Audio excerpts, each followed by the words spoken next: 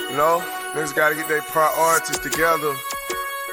Got their mind on the wrong things, spending their money in the wrong way.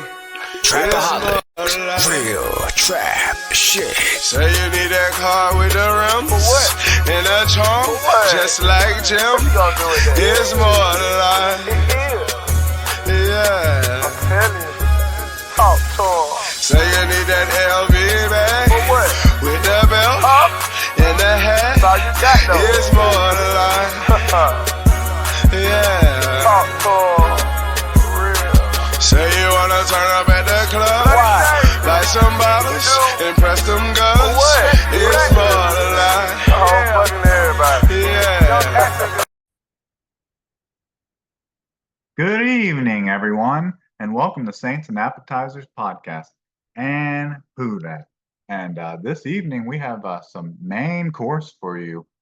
We got just some recaps of the Saints 49ers, just the final thoughts over the Justin Simmons saga, and some injury news, and maybe if we got time, we'll preview the Titans Saints game tonight, the final preseason game tonight. But anyways, let's just get into this damn thing. Let's get into this. So can I get a menu? And so right off the gate, you heard me state the whole Justin Simmons saga. So that's over now. And really looking at it from a distance now, it's kind of exactly what I expected with the amount that he was gonna get. Like you can go back and look at previous podcasts, like the last podcast where I was like, no more Simmons, no more Simmons. Where I thought like the most he could probably get is like 8 million, like close to fully guaranteed, and that's what he ended up getting. He ended up getting 7.5 fully guaranteed, and then there's another 500,000 of incentives to where he could possibly make 8 million.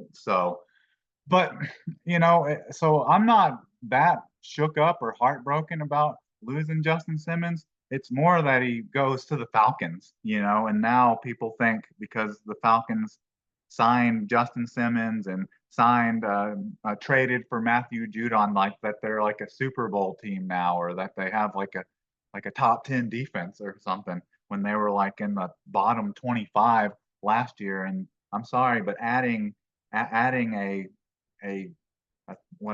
33, 34-year-old linebacker that only played in like 4 games last year, and then adding a 31-year-old 31-year-old safety in Justin Simmons, who the Broncos and Sean Payton must have not wanted, saw something they didn't like in him, because they didn't try to retain him. And then the key cog of the whole thing for the Falcons is their quarterback is what, 36, 37 years old, coming off of an Achilles injury. Like I'm not seeing where they're going to be a lot better than they were last year. Like they might be about the same as they were last year, 7, 8 wins, unless the quarterback play just ridiculously improves, like just blows it out of water of what I'm expecting. I'm expecting this to be like a complete bust season.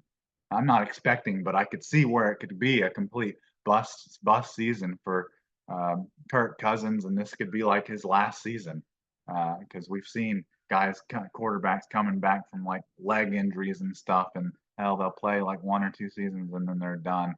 Not a good example of Alex Smith, but Alex Smith is my example. His leg was almost about to be cut off, so it's a little different, I guess, than the Achilles injury. But just in general, you're adding old veterans to your team, and that are coming off injuries, and that's what is going to push the Falcons over the top to win the division and be in the running for one of the top 2 seeds. I don't see it, and until I actually see them perform and even know who the heck their quarterback is going to be starting next year, I think it's a pretty even race for everyone in the NFC South right now, besides maybe the Carolina Panthers. But so we're over. That's the last. I keep seeing other Saints fans and media people like bring up like reports and stuff about Justin Simmons and the statistics of him, and like, will it look like a worse signing if he ends up in having a good year and the Saints are searching the whole year for another Saint? Like, I'm done with that. Like, he's not on my radar anymore. I don't care. I don't like talking about other players that are part of other teams, especially the Falcons. Even though now that I scratch my head, I gotta mention one now is that the Falcons just paid what is his name? Terrell, what is his name? AJ, yeah, the Falcons just uh, re-signed AJ Terrell, making him like the second highest paid corner in the league now, which is I wish just because of that, I wish the Saints still had Michael Thomas on their team, because even with Michael Thomas being in and out the door and half here, uh, half the time when he was here the last two seasons, hell, he still caught like 3 or 4 touchdowns on AJ Terrell. So man, I seeing AJ Terrell, Michael Thomas's son, get signed to the second highest paid uh, corner in the league and the most guaranteed money ever. Like his entire contract was guaranteed. It was like what? It was like 75 or 85 million, and like 65 of it was guaranteed. So almost all of it was guaranteed. That's where he won. He's got the most guaranteed money of any cornerback. But I don't. That's another addition, not addition, just construction, I guess, of their team, because he was already on their team. But he was Michael Thomas's son when Michael Thomas actually played the last 2 seasons or so, with Michael Thomas barely in and out of the lineup, caught 3 or 4 touchdowns on him. All right, now then, uh, moving on. Enough of the Falcons and Justin Simmons and all that bullshit.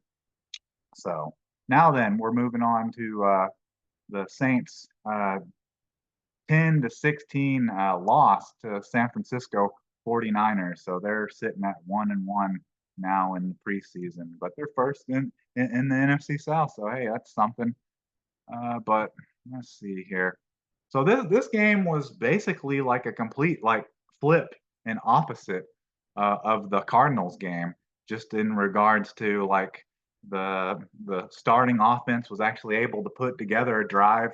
You know, they went 3-and-out on their first 3 drives, but then they went on like a 95-yard touchdown drive on their last drive. So that was a positive.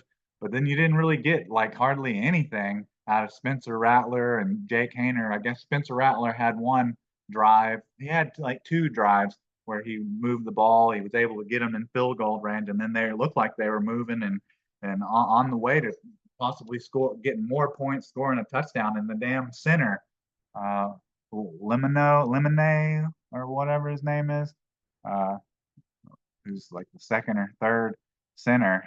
McCoy, I don't think McCoy might have not even played in this. Uh, Leminar,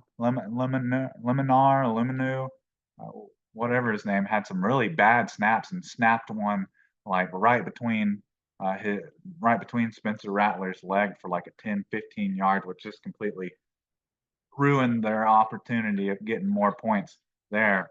But yeah, so uh, with with that just being completely opposite, the defense was still really good. Uh, hell, freaking, like you had not seeing really the stats and numbers put up in the preseason yet. I mean, that's in uh, limited time, limited snaps.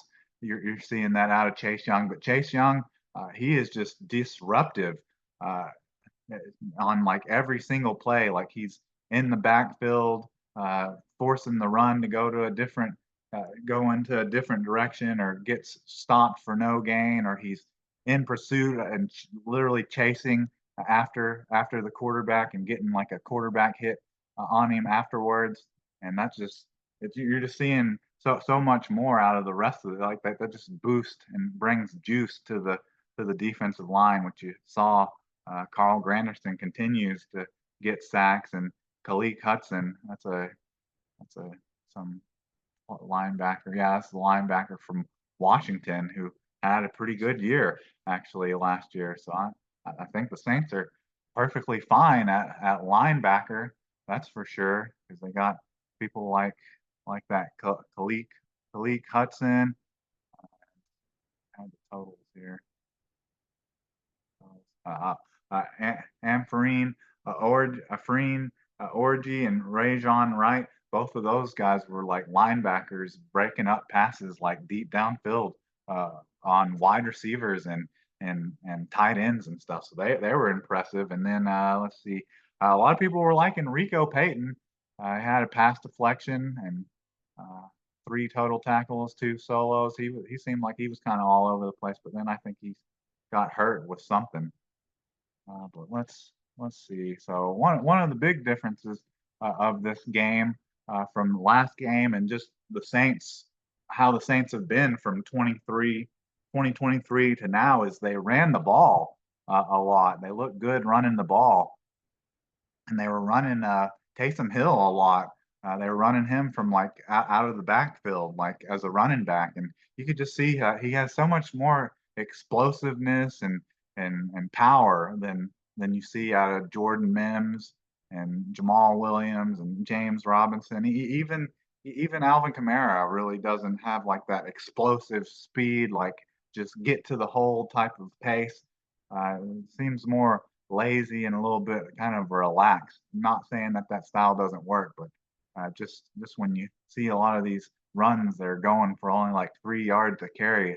You kind of get tired of it after a while. And then, I mean, you got one of the best games of Jamal Williamson's Saints career already because he had, 5 carries for 32 yards with a 6.4 average and a long of 15 yards, which was like the best run that he's had since he's been here as a Saint. But yeah, just overall, this game, we already said it, it was just kind of an opposite of uh, of uh, of the Cardinals game, in that the Saints, they actually looked good early on, and then their two young quarterbacks could never really get nothing going. Jake Hayner uh, was only 7 for 13 for 76 yards and a quarterback rating of 71.3. So not amazing numbers. And then Spencer Rattler was actually able to get him some more points, but he was 4 of 8, so only like a 50% completion percentage and only 27 yards. And then he had the fumble through his legs. It's ridiculous that the fumble goes on him with the center snapping it on the ground like that.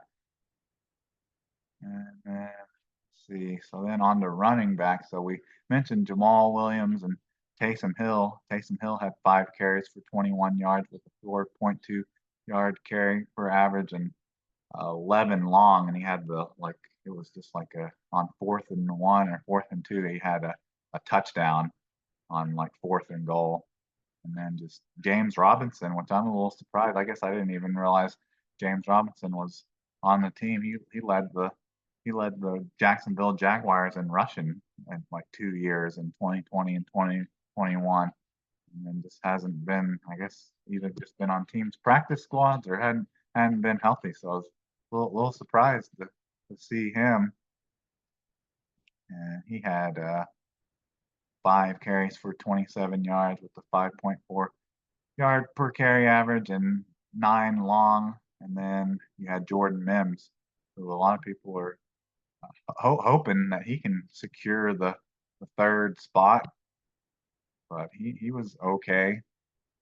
Let's see, he was 10 carries for 37 yards with 3.7 average and a long of 6. So, that's definitely what they displayed on their final drive as starters, is that they were wanting to run the ball, wanting to do play action and roll out. Saw some of that.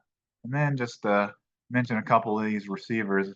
There was no Dalen Holker. He was, so we liked him a whole lot, and he put up these similar numbers of Mason Fairchild in the game against Arizona, but he was hurt for this game against the 49ers, so you didn't see him. But Mason Fairchild, another backup tight end, put up very similar numbers to what Dallin Holker did against the Cardinals. So he had three catches too for 31 yards with a 10.3 average and 18 long, and then had three caught all of the three targets. And then Bud Means finally played. He's been hurt like all training camp and all preseason, it seems like, but he finally played and had two catches for 16 yards with an 8-yard average and 9 long, and was off of two targets.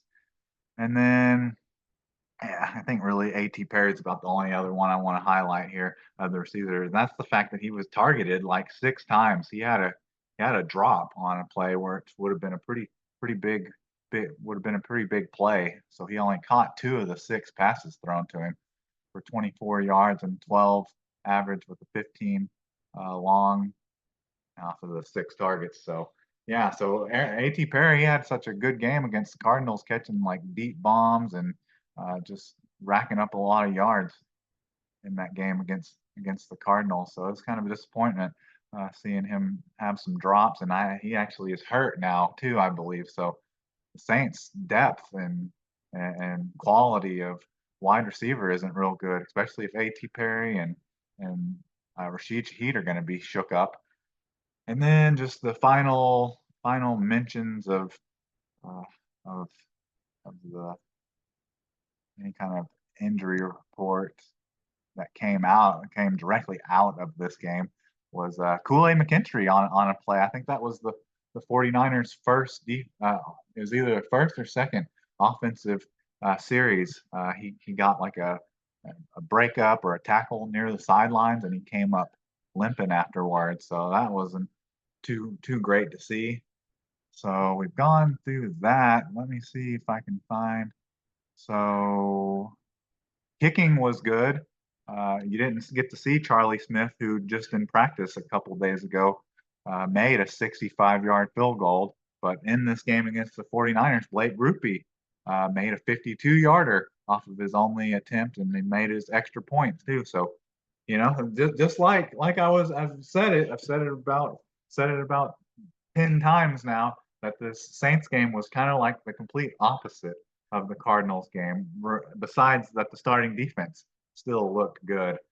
But so the kickers looked good in this game, and so I was kind of patting the punters on the back, kind of saying Lou Hedley shouldn't be fearing for his job at all in this game. But man, they were not good in this game, and it looked even worse because of how good the 49ers punter was. He kept punting, he kept downing the Saints inside their 5-yard line, and it was insane. It was driving me insane because at least twice on those returns, it was Cedric Wilson, like he could have fielded it kind of like inside the 5 or outside the 5, and instead he lets it drop at the 5, and then it falls and it rolls a little while, and then it's inside the 5, and it's just like, I know like the rule for punting and receiving kicks and stuff is like you just let anything go that's inside the 5, but damn, when they keep dropping and coming to a stop right there, man, it drives you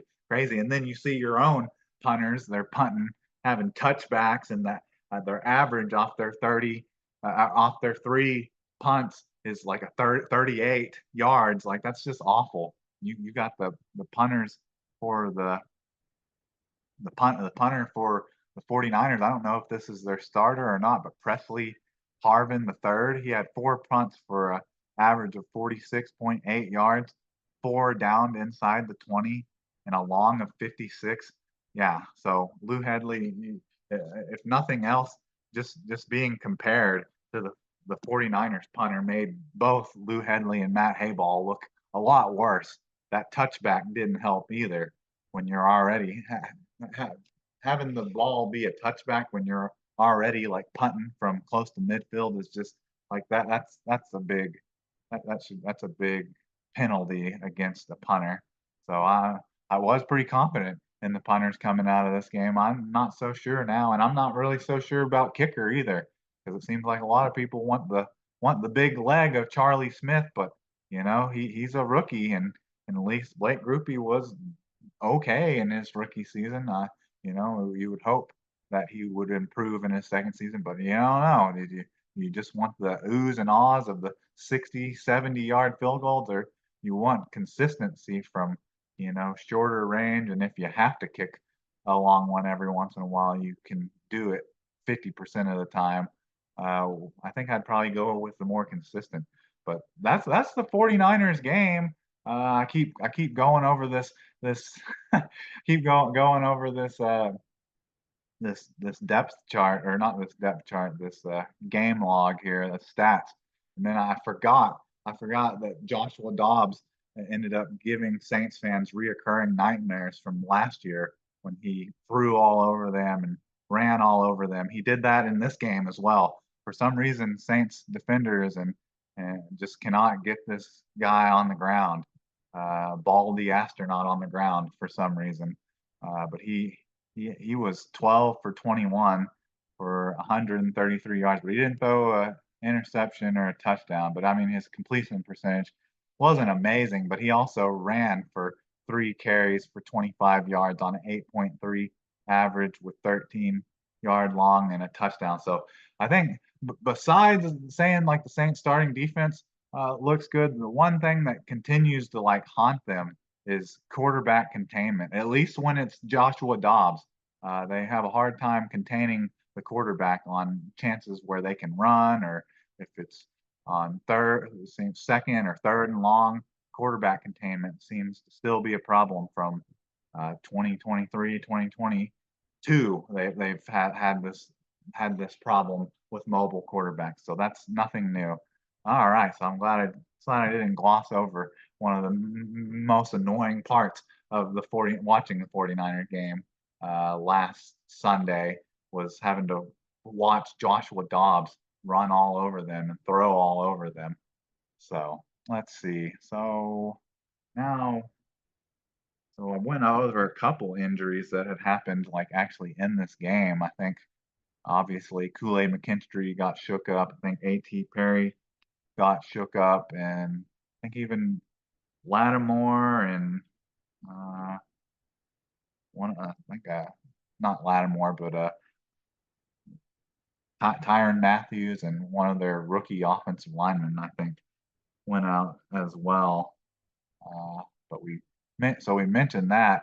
I was looking at it as positive coming in the practices coming after this game, is that it looked like you're getting guys back that were coming back from little nicks and bruises. You had Demario Davis coming back, Pete Warner coming back, Kamara coming back, Jawan Johnson, a big one, coming back. You've had a lot of guys working like on the sides, off to the side. I think at times they've seen Lattimore working off to the side. Kool-Aid McKinstry's injury is not considered that bad. They've seen Rashid Shaheed working on the side. So it looks like some of these guys, some of these veterans are definitely coming back. I'll just go over a couple of lists that I have here. So I got A.T. Perry, Marshawn Lattimore, who that's just the big question mark. Or maybe I don't know. Maybe he just doesn't want to do training camp. I don't know. He says it's nothing about his contract or wanting to be traded. And then Kendra Miller, I just completely had like one snap, literally had like one snap in training camp, and then he's been like a ghost. And then Kool-Aid McKinstry, we kind of know about him. Seems like he dodged a bullet in the game against the 49ers. And then DeMarco Jackson, he just had a calf injury just like yesterday. And then Jalen Ford, Rice, Nick Salvadori. We talked about Dalen Holker and Kevin Rader. Let's see if I missed any of these here.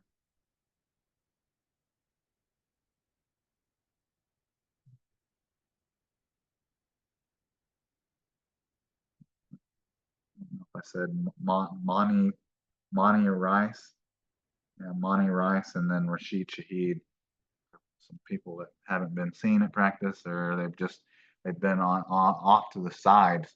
So I mean, not there aren't too many like main names there. I guess you got Rashid Shaheed and Kool-Aid McKinstry and and Marshawn Lattimore, I guess, are really your your main ones. I guess A.T. Perry too, because literally like he's like your third wide receiver. No other receiver on the team has like stepped up and claimed the third wide receiver spot. So it's not real great when your third one is injured. So that's that. So now then, that's the current injuries and stuff they're dealing with. That's how the 49ers Saints game went down. We're done talking about JS and the Falcons. That's just a quick, just a quick preview of the Saints at Titans Saints. Yeah, so it's Saints at Titans versus Titans, and this is like the last preseason of the year. I'm pretty sure. Well, no, for some reason I thought this game was on prime time, but I guess not. It's so all the other two, the Cardinals game and the 49ers game, they were at like 6 and 7 o'clock, and even the 49ers Saints game was actually at prime time on Fox. For some reason, I thought the Titans Saints game was like prime time on NFL Network at like 7 or 8, but it looks like it is on NFL Network, but it's actually at noon, one or noon, I guess. Guessing here. Let's see. Let's see what games are. One, look at more Saints game here. Not sure if this right here is showing me the.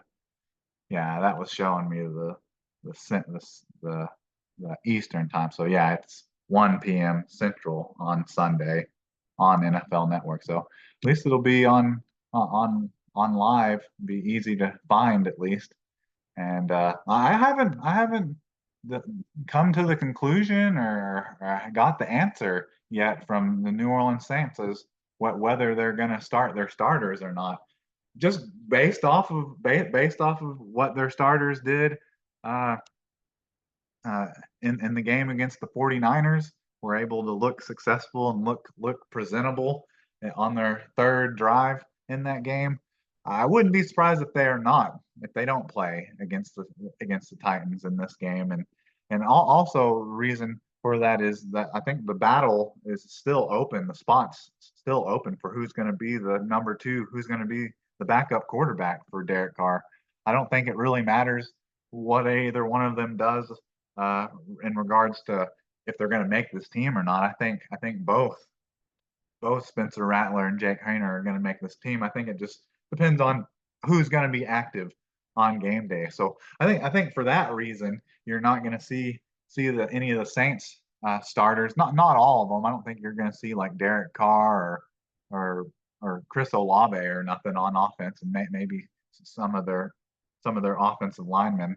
I guess they probably will see Trevor Penning. There's so much to go over in that San Francisco game. I thought the offensive line when it came to like their starters looked okay, and anytime they had like pressure or had any plays like blown up in the backfield, it wasn't because of Trevor Penning. There were some that came off of uh, Lucas Patrick's side, the guard that they got there right now that they're trying to fill in as their left guard.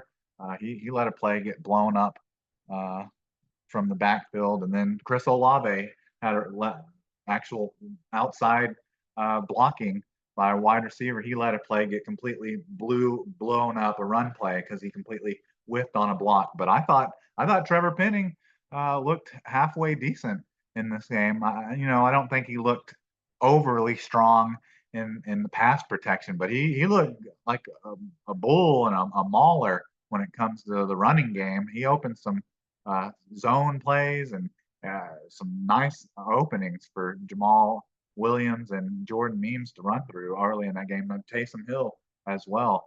But I thought you got to take that when there's so much negative going on, you got to take a little bit of positive. So I took that game with Trevor Penning as a positive.